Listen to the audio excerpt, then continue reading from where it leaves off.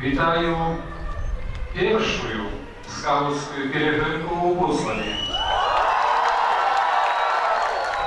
Хай добрий Бог усім благословить. В ім'я Отця і Сина, і Духа Святого. Запрошаю, мати чекає. Тільки що до Маті Буцлавської прийшла перша скаутська пілігримка. Скаутка чиста у своїх думках, словах і учинках.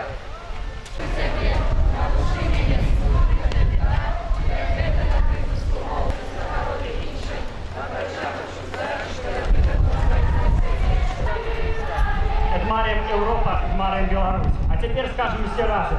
Эдмарием Европа!